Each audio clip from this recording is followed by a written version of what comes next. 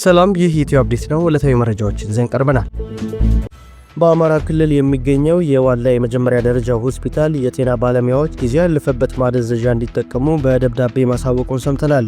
ቬክሮኒየም የተባለው ይህ ማደንዘዣ ጊዜው ያለፈበት መሆኑን የሚጠቅሰው ደብዳቤው ይህ እንደ ሀገር ተመሳሳይ ስለሆነ እናቶች ሪፈር ቢባሉም ከእንግልት ውጪ የሚያገኙት ነገር ስለሌለም ባለው መድኃኒት እንድትጠቀሙ እናሳስባለን ብሏል።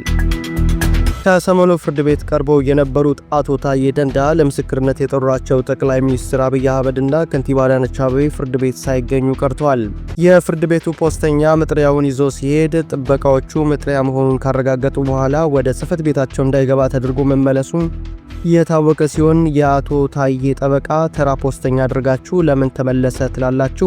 የፍርድ ቤት መጥሪያ መሆኑን ሲያውቁ ከበር እንዲመለስ የተደረገው ፍርድ ቤቱን በመናቅ ነው በማለት በቀጣይ ማንኛውም ዜጋ አልቀርብ ሲል ተገዶ እንደሚወጣው ሁሉ ጠቅላይ ሚኒስትሩና ከንቲባዋ ተገደው እንዲመጡ ለፌዴራል ፖሊስ ትዕዛዝ ይጻፍልኝ ሲል ጠይቋል።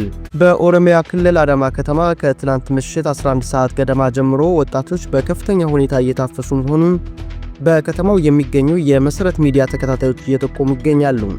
ለመከላከያ ሰራዊት አባልነት በሚል እየተካሄደ ባለው በዚያ አፈሳ መሃል ገንዘብ መክፈል የቻሉ እስከ 70 ሺህ ብር እየከፈሉ እየተለቀቁ መሆኑ ታውቋል።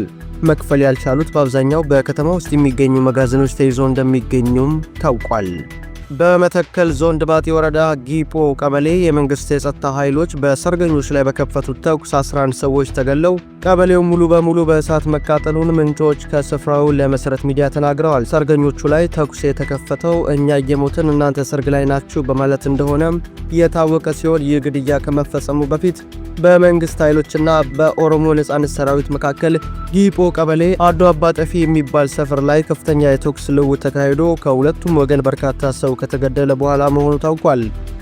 ጅቡቲ ኢትዮጵያን ጨምሮ ሕጋዊ ሰነድ ሳይዙ የሚኖሩ የውጭ ዜጎች እስከ ተያዘ ወር መጨረሻ በፈቃዳቸው እንዲወጡ ያዘዘችው በጸጥታና ጤና ስጋት ሳቢያ እንደሆነ ተሰምቷል። የፕሬዝዳንት ኦማር ጌሌ አማካሪ አሌክሲስ ሞሐመድ ጅቡቲ የዓለም ድህነትን ልትሸከም አትችልም በማለት የውሳኔውን ምክንያት መናገራቸው የፈረንሳይ ዜና ወኪል ዘግቧል።